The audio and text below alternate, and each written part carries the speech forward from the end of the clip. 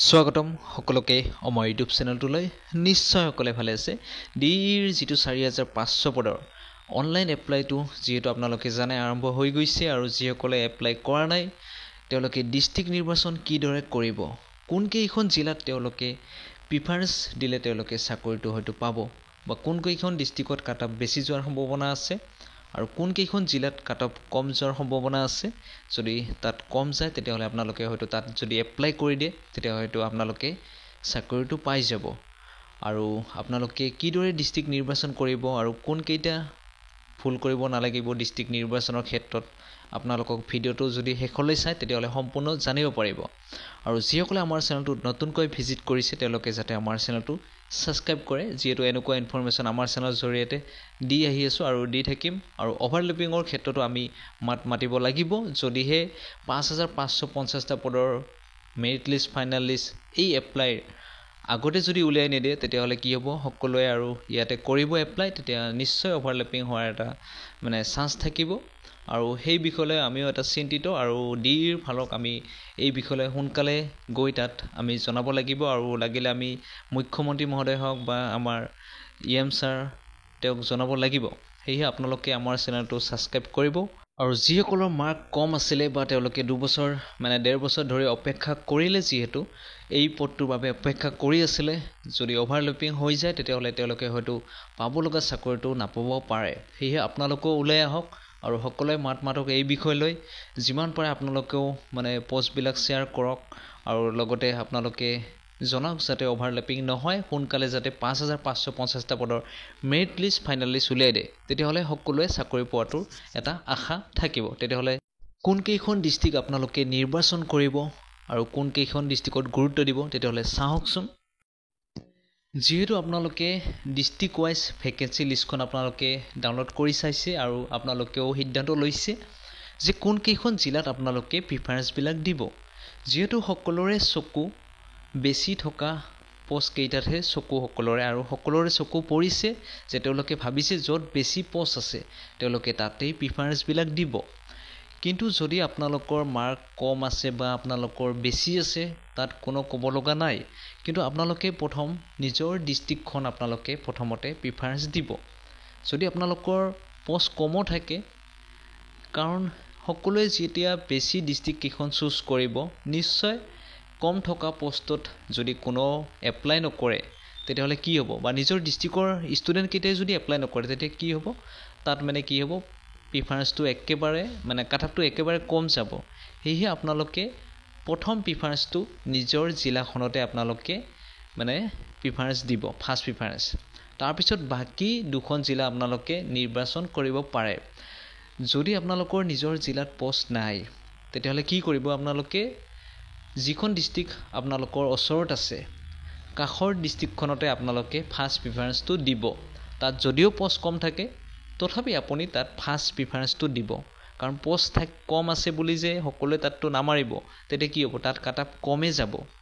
যেহেতু বেছিত যেতিয়া সকলোৰে চকু পৰিব আৰু বেছিত যেতিয়া সকলোৱে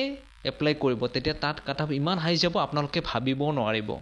যে আপোনালোকে ভাবিছিলে যে তাত বেছি পোষ্ট আছে হয়তো মোৰ মাৰ্ক কম আছে মই তাত পাই যাম কিন্তু তাত কাটঅফ বেছি যাব পাৰে কম থকা পোষ্ট কেইটাটো কাটঅফ কম যাব পাৰে আৰু এনেকুৱাই হ'ব যদি ওভাৰলেপিং নহয় তেতিয়াহলে নিশ্চয় আপোনালোকৰ কাটঅফ কম যাব আৰু আপোনালোকৰ কম মাৰ্ক থাকিলেও আপোনালোকে চাকৰিটো পাবই কাৰণ কিয়নো যে আপোনালোকে দেখিছে এলপিত যিমান পোষ্ট আছে যেটো এলপিত কম পোষ্ট আছে আৰু যিসকলে সিটেট 3 বাৰকৈ দিলে যিসকলৰ এলপিত ভাল মাৰ্ক আছে তেওঁলোকে কিন্তু আপাৰ প্ৰাইমাৰীটো ভাল মাৰ্ক তেওঁলোকে ইনক্ৰিজ কৰিছে তে সেইসকলে কি কৰিব নিজৰ ডিস্ট্ৰিক্টত যেহেতু মানে কি কয় পোষ্ট কম থাকিলেও তেওঁলোকে আপাৰ প্ৰাইমাৰীত যেহেতু প্ৰিফাৰেন্স দিব তেতিয়া কি হ'ব তেওঁলোকে তো তাত পাই যাব আৰু এলপিত মানে কি হ'ব যেতিয়া আপাৰ প্ৰাইমাৰীত পাই যাব এই একেজন ষ্টুডেন্টে তেতিয়া তেওঁ এলপিটো নকৰিব তেতিয়াহলে এলপিত নিশ্চয় কম পোষ্ট থাকিলেও তাত কাটঅফ কম যাব সেয়ে আপোনালোকে প্ৰথম প্ৰিফাৰেন্সটো নিজৰ ডিস্ট্ৰিক্টখনে আপোনালোকে মানে প্ৰিফাৰেন্স দিব তাৰ পিছত বাকি দুখন ডিস্ট্ৰিক্ট আপোনালোকে নিজৰ ইচ্ছামতে দিব পাৰে যেহেতু আপোনালোকে ইয়াতে দেখি আছে যেটো বেংগলী মিডিয়ামৰ এসিস্ট্যান্ট টিচাৰ লোৱাৰ প্ৰাইমাৰী স্কুল কাছাৰ হাইলাকান্দি আৰু শ্ৰীভূমি ডিস্ট্ৰিক্টৰ তাতো 475টা পোষ্ট আছে আৰু যিসকলে এইসকল কেণ্ডিডেটো ইয়াৰ কেণ্ডিডেটসকলেও CTET দিছে আৰু ভাল মাৰ্ক আনিছে সেয়ে তেওঁলোকে নিজৰ মিডিয়ামতে এপ্লাই কৰিব সেয়ে এছামিজ মিডিয়ামৰ কাটাপ ইমানো নাযাব পোষ্ট কম থাকিলেও সেয়ে আপোনালোকে প্ৰথম প্ৰিফাৰেন্স নিজৰ ডিস্ট্ৰিক্টতে দিব আৰু যিসকল মানে কি কয় কেণ্ডিডেট আছে যিহেতু জানে আপোনালোকে নিজৰ ডিস্ট্ৰিক্টত LP UP দুটাতে পোষ্ট আছে আৰু যিসকলৰ বহুত ভাল মাৰ্ক আছে তেওঁলোকে UPতে পাই যাব আৰু সেয়ে LPটো ইমান কাটাপ হাই যাব নালাগে সেয়ে আপোনালোকে মানে ফাৰ্স্ট প্ৰিফাৰেন্সটো নিজৰ ডিস্ট্ৰিক্টতে দিব যিহেতু বেংগলী মিডিয়ামতো পোষ্ট ভালেখিনি আছে ইয়াৰে কেণ্ডিডেট সকলে CTET দিছিলে আৰু ভাল মাৰ্ক আনিছিলে তেওঁলোকে ইয়াতে এপ্লাই কৰিব আৰু বহুতে খুদে যে আমি UPত এপ্লাই কৰিম নে মাৰ্ক কম আছে নিশ্চয় আপোনালোকৰ মাৰ্ক কম থাকিলেও আপোনালোকে UPত এপ্লাই কৰিব আৰু সকলোৱে কৰিব এপ্লাই আৰু নিজৰ ডিস্ট্ৰিক্ট বিলাকতে আপোনালোকে ফাৰ্স্ট প্ৰিফাৰেন্স দিব তাৰ পিছত আপোনালোকে নিজৰ ইচ্ছামতে যিকোনো দুখন ডিস্ট্ৰিক্ট আপোনালোকে প্ৰিফাৰেন্স দিব পাৰে আৰু প্ৰথম প্ৰিফাৰেন্স আপোনালোকে নিজৰ জিলাখনতে ফাৰ্স্ট প্ৰিফাৰেন্সটো আপোনালোকে দিব যিহেতু কি হ'ব আপোনালোকে দেখিছে UPটো পোষ্ট আছে ইমানো কম নহয় তে তাতো বহুত সংখ্যক কেণ্ডিডেটে পাই যাব যিহেতু বোৰ্ড পাছ কৰিছে LP UP দুটাই আৰু ভাল মাৰ্ক লৈ আৰু যিসকলৰ ভাল মাৰ্ক আছে তেওঁলোকেতো নিশ্চয় নিজৰ ডিস্ট্ৰিক্ট বিলাকতে পাই যাব আৰু যিসকলৰ কম মাৰ্ক আছে তেওঁলোকো চাকৰিটো পোৱাৰ এটা আশা আছে সেয়ে আপোনালোকে এপ্লাইটো কৰিব আৰু অভাৰলেপিং হ'ব নেকি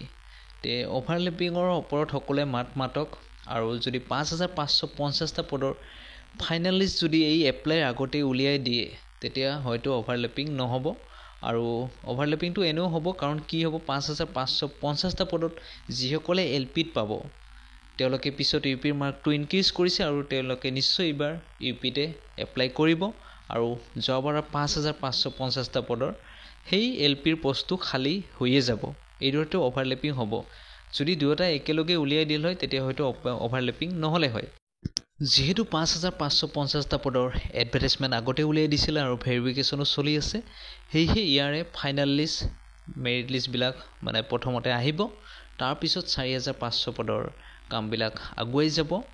সেয়ে মই ভাবো যে অভাৰলেপিং তেতিয়া হলে নহব আৰু যিসকলৰ মাৰ্ক কম আছে তেওঁলোকো ইয়াতে চাকৰিটো পাব আৰু আপোনালোকও যদি বিচাৰে অভাৰলেপিং নোহোৱাটো তেতিয়া হলে আপোনালোকে কেইদিনমান অপেক্ষা কৰক যদি আপোনালোকৰ 5550টা পদত যদি নাম আহাৰ আশা আছে তেতিয়া হলে আপোনালোকে এপ্ৰিল মাহৰ 1 2 3 তাৰিখলৈ ৰখি দিয়ক যদি তেতিয়া ফাইনাল লিষ্ট দি দিয়ে তাতে যদি আপোনালোকে পাই যায় তেতিয়া হলে ইয়াতে সেম মানে একেটা পদতে আপোনালোকে এপ্লাই কৰিব নোৱাৰিব সেয়ে অভাৰলেপিংও মানে হোৱাৰ সমস্যাটো নাথাকিব আৰু যিসকলৰ মানে মাৰ্কো কম আছে তেওঁলোকো কেইদিনমান অপেক্ষা কৰিব পাৰে কাৰণ যদি প্ৰভিজনেল লিষ্ট বিলাক দি দিয়ে 5550টা পদৰ তেতিয়া আপোনালোকে এটা অনুমান লগাব পাৰিব যে কাটআপ কোনখন জিলাত বেছি যাব পাৰে বা কম যাব পাৰে তাৰ পিছত যদি আপোনালোকে এপ্লাইটো কৰে হয়তো আপোনালোকে পাব লগা চাকৰিটো পাই যাব আৰু যেহেতু টোটাল দুটা মিলি 10000 ওপৰত আছে ভ্যাকেন্সি সেয়ে CTET বা আসাম টেটৰ তো ক্যান্ডিডেট আছে কিন্তু CTETৰ যিসকল ক্যান্ডিডেট সকলোৱেতো CTET দিছে বা আসাম টেট পাস কৰা জনৰ দিছে তে ইমানো ক্যান্ডিডেট নাই সেয়ে মই ভাবো যে সকলোৱে চাকৰিটো পাব এইবাৰ যদি অভাৰলেপিং নহয় আৰু এই বিষয়লৈ আপোনালোকো মাতিব লাগিব আপোনালোকো ওপৰলৈ যাব লাগিব আৰু যিমান পাৰো আমাৰ চেনেলৰ জৰিয়তে আপোনালোকক সহায় কৰি যাম অভাৰলেপিংৰ যাতে এনেকুৱা সমস্যা নহয় আৰু আপোনালোকো হোৱাটো নিবিচাৰে সকলোৱে কাৰণ যিসকলৰ মাৰ্ক কম আছে তেওঁলোকো চাকৰিটো পোৱাৰ এটা আশা কৰি আছে 1.5 বছৰ ধৰি আৰু ইমান দিন অপেক্ষা কৰিলে আৰু কেইদিনমান আপোনালোকে অপেক্ষা কৰক যদি 5550টা পদৰ মেৰিট লিষ্ট বা ফাইনাল লিষ্ট বিলাক উলিয়াই যায় তেতিয়া হলে আপোনালোকো কাটআপৰ আইডিয়াটো পাই যাব কোনখন জিলাত বেছি গৈছে কোনখন জিলাত কম গৈছে আপোনালোকে ইয়াতে যেহেতু দেখি আছে বেছি থকা পদটোত এপ্লাই কৰিম বুলি ভাবি আছে কিন্তু তাত কাটআপ হাই যাব পাৰে এই আপোনালোকে কেইদিনমান অপেক্ষা কৰক